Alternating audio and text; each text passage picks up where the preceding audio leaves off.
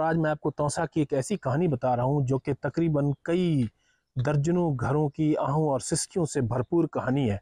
हम यहाँ से गलियों से गुजरते हैं तौसा की, तो किसी न किसी घर से रोने की और फरियाद की आवाज़ें आ रही होती हैं। तो इसके पीछे मामला क्या है, इस पर हमने बड़ी तहकीक की है और मालूम हुआ है कि यहाँ पर 100 से ज़्यादा बच्चों में HIV वायरस पाया गया है। ये तो सिर्फ वो फिगर है जिसकी सरकारी सतह पर तस्दीक की गई है कि 107 बच्चों में HIV वायरस की तस्दीक हो चुकी है। इसके अलावा जो 7 लाख की आबादी है तौसा की, और इसके अलावा कोह सुलेमान की आबादी है, बहुत बड़ी ट्राइबल एरिया है इसके साथ मुत्तसिल, उसकी बहुत बड़ी आबादी है जिनके पास एक्सेस नहीं है किसी किस्म की भी अद्वियात तक, किसी किस्म की डॉक्टर्स तक, किसी किस्म की जो है ना वो लेबॉर्ट्री तक। वहाँ पर भी सुनने में आ रहा है कि ये वायरस बड़ी तेज़ी से फैल रहा है। इसकी वजह क्या है, इस पे मुख्तलिफ आरा हैं। यहाँ पर जो सरकारी तौर पर डिप्टी कमिश्नर से जो हमारी बात हुई है वो कहते हैं कि गैर महफूज इंतकाल खून की वजह है। दूसरे जो है ना वो वैक्सीनेशन भी एक वजह है। जो वालिदैन ने बताया जिनके बच्चों को तस्दीक हो चुकी है, उनके वालिदैन ने ये क्लेम किया है कि उनका बच्चा बिल्कुल ठीक था। वो तहसील हेडक्वार्टर अस्पताल जो कि सरकारी अस्पताल है, वहाँ जब बच्चे को ले गए उसके बाद वहाँ पे उन्होंने वैक्सीन कराई। वैक्सीनेशन जो कि 6 माह से 10 साल के दरमियान के बच्चों को जो की जाती है, उसके कराने के बाद उनकी तबीयत में अजीब किस्म की अलामात सामने आनी शुरू हो गई हैं, जिसके बाद उन्हें पता चला है कि उनमें HIV वायरस पाया गया है। जो तहसील हेडक्वार्टर अस्पताल के MS हैं उस पर से भी हम जानेंगे इस बात का, और कुछ वालिदैन से भी बात करेंगे और डिप्टी कमिश्नर से भी इसका मौक़िफ़ लेंगे कि सूरत हाल है क्या असल।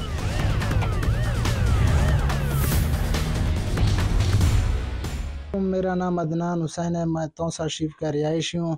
मेरे बच्चे को तकरीबन 8वें महीने अगस्त में रात को 12 बजे उल्टी मोशन हुए थे। उसके बाद मैं उसको THQ अस्पताल तौसा शरीफ लेके गया था। उन्होंने दवाइयाँ लिख के दी हैं, दवाइयाँ जो कि अस्पताल में मौजूद नहीं थे। मैं सब के दवाइयाँ सब बाहर से ले आया हूँ। वहाँ पे जो 10 cc सुरंज था, उन्होंने कहा ये नहीं लेके आना। मैं यहाँ हम सुरंज वगैरह हैं यहाँ पे, एक ही 10 cc का सुरंज लगा रहे थे। मैंने कहा है हम दवाइयाँ अगर बाहर से ला सकते हैं तो 10 cc सुरंज भी ला सकते हैं, आप मेहरबानी है। उसने कहा है कि हम सुई नहीं लगा रहे हर बच्चे को, हम 10 cc सुरंज लगा रहे हैं, सुई से फैलता है HIV, इससे नहीं फैलता। फिर जो है ना उन्होंने दवाइयाँ लिख के दी, हमने इस तरह कहा है। उसने कहा ये आपका काम नहीं है, ये हमारा काम है, करने दोगे ठीक है, नहीं तो अपने बच्चे को ले जाओ। मजबूर थे हम, हमारा बच्चा बीमार था तो 2-3 दिन वहाँ पे एडमिट किया। उसके बाद तकरीबन हफ्ते 2-3 हफ्ते के बाद 1 महीने के बाद सर बच्चे का तबीयत ख़राब हो गया। टेम्परेचर होता उसका, टेम्परेचर ख़त्म ही नहीं हो रहा था। फिर हमने इधर उधर डॉक्टर साहब को दिखाया, मुल्तान लेके जाके दिखाया, HIV का टेस्ट करवाया है, HIV का टेस्ट पॉजिटिव आया है। मैं शाहिद मंजूर, मेरी बेटी उम्मे हानी जिसकी उम्र 3.5 साल है, जो कि HIV वायरस का शिकार हो गया है। तो जिसकी हिस्ट्री कुछ यूँ है कि आज से 5 माह पहले मैं अपनी बेटी को मामूली बुखार था के सिलसिले में THQ अस्पताल तौसा में लेके गया। तो उन्होंने हमें 12 घंटे के लिए एडमिट किया और वहाँ पे मेडिकेशन की, जिसमें उन्होंने ड्रिप्स भी लगाई और इंजेक्शन भी इस्तेमाल किया। तो उसके 1 माह तक मेरी बेटी बिल्कुल ठीक रही। उसके बाद मेरी बेटी में मुख्तलिफ सिम्टम आने लगे, तो हम अपनी बेटी को मुख्तलिफ हॉस्पिटल, प्राइवेट हॉस्पिटल लेके गए इलाज के सिलसिले में, लेकिन मेरी बेटी ठीक ना हो सकी। तो अब कुछ दिन पहले हमने सोशल मीडिया पे HIV के बारे में सुना कि तौसा में वबा की शक्ल इख्तियार कर गया, जो कि मोस्टली बच्चों को अपनी लपेट में ले रहा था। तो हमने अपनी बेटी की स्क्रीनिंग करवाई तो उसका HIV पॉजिटिव आ गया।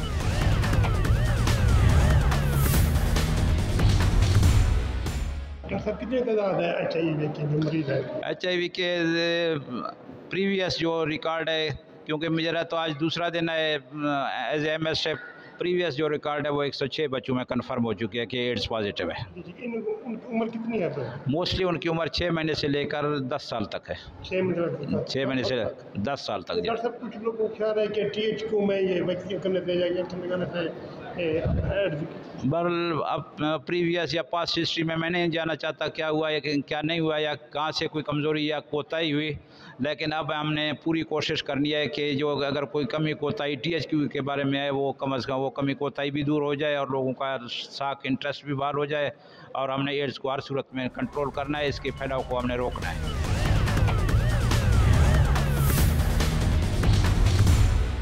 जी साहब, ये जो तौसा में HIV एड्स के फैलाव से मुतल्लिक जो खबरें आ रही हैं, तो आपसे हम ये जानना चाहते हैं कि टोटल तादाद कितनी है? रिसेंटली दिसंबर में हमारे पास ये न्यूज़ आई कि वहाँ पे खुदा न खास्ता इस तरीके से HIV का आउटब्रेक है।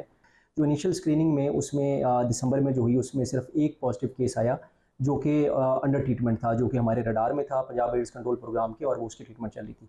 इसके बाद दोबारा हमने जो फर्दर स्क्रीनिंग करवाई उसमें हमें पता चला कि इसमें कुछ और बच्चे भी हैं जो सस्पेक्टेड हैं, जो पॉजिटिव हो सकते हैं। तो मार्च तक की जो स्क्रीनिंग हुई है इसमें तकरीबन 100 के करीब हमारे जो केसेस हैं वो आइडेंटिफाई हुए हैं। मतलब अभी तक ये पता नहीं चल सका कि किस वजह से हुई। जी, इसकी कॉज डिटरमिन करने के लिए जो है वो इंक्वायरी चल रही है कि एग्जैक्ट क्या कॉज है, किस वजह से आगे इन्फेक्शन हुई है। इंशाल्लाह वो भी बहुत जल्द बताया जा रहा है कि वालिदैन को नहीं है, बच्चों को है, तो इसका मतलब ज़्यादातर बच्चे हैं। एग्जैक्टली ज़्यादातर बच्चे हैं, तो ये हो सकता है क्योंकि बच्चे अक्सर वहाँ पे मेल न्यूट्रिशन होते हैं, अंडरवेट होते हैं, तो कई दफ़ा आके वो ब्लड जो है पेंट्स वगैरह लगवाते हैं, तो ये भी पॉसिबिलिटी हो सकती है कि उनको वहाँ पे ब्लड ट्रांसफ्यूजन जब हो रही हो तो उस वक्त वो इन्फेक्टेड हो।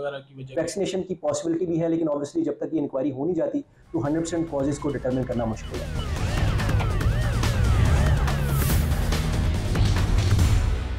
जी, मैं इस वक्त थाना इंडस्ट्रियल स्टेट 2 में मौजूद हूँ। यहाँ पे जो मराड़ियाँ गांव में एक बेटे ने अपनी माँ को TRN मार कर उसको हलाक कर दिया गया था। हम SHO साहब से पास मौजूद हैं, हम इनसे पूछते हैं जी कि वो कैसे ये जो है ये हादसा हुआ, इसके बारे में बताइएगा। जी, बेटा माँ बाप का नाफरमान था। उसने तैश में आकर अपनी वालदा को खाना लेट मिलने की वजह से कत्ल कर दिया। मुल्ज़म को बर वक्त कार्रवाई करते हुए गिरफ़्तार किया गया है।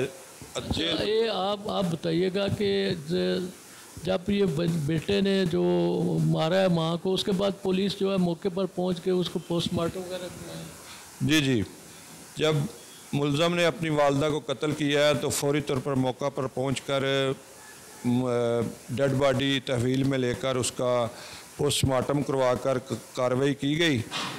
अब ये बताइए कि कभी ये कहाँ तक पहुंचा है, ये इसकी तफ्तीश मुकम्मल हो गई है क्या? जी, इसकी तफ्तीश मुकम्मल हो गई है। मुल्ज़म जेल जा चुका है। अब चलान कोर्ट में सबमिट हो रहा है। इंशाअल्लाह कानून के मुताबिक उसको सज़ा, मुल्ज़म को सज़ा मिलेगी। आला कत्ल भी बरामद? जी, आला कत्ल भी बरामद।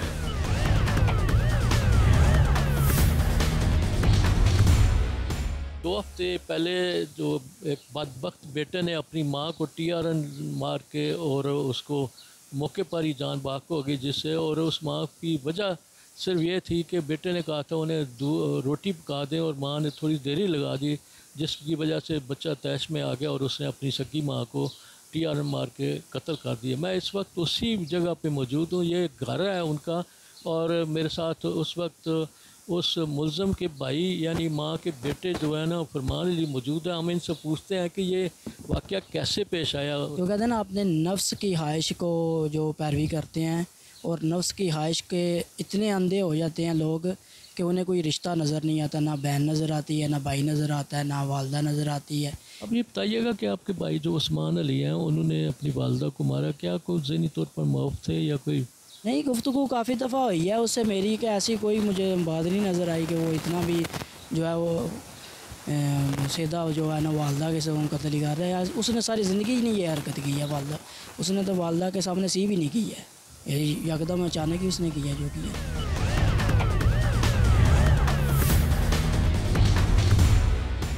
और इस वक्त जहाँ हम DSP आसफ साहब के पास मौजूद हैं जो इस बारे में तफसील से बताएंगे कि ये आखिर क्या वजह हुई। आप ये बताइएगा कि ये जो बेटे ने माँ को उसकी मारने की वजह क्या थी?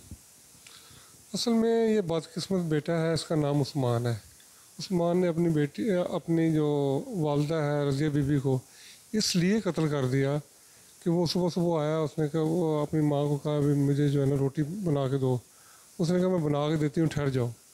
उसने दोबारा कहा, वो तैश में आ गया और ऊपर से छत के ऊपर से गया और एक आनी जो अपना TR वो उसने उसके सर पे मारा है और वो एक ही लगा है और जिससे उसकी डेथ हो गई।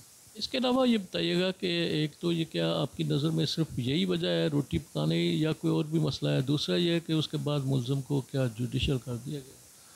असल में एक तो ये वजह है और दूसरा जो मैंने इलाके के लोगों से पूछा था तो वो मुझे बता रहे थे कि ये जो अक्सर जो है ना ये कभी घर से बाहर चला जाता था, घर से घर के अंदर आ जाता था और जो है ना आवारा टाइप था।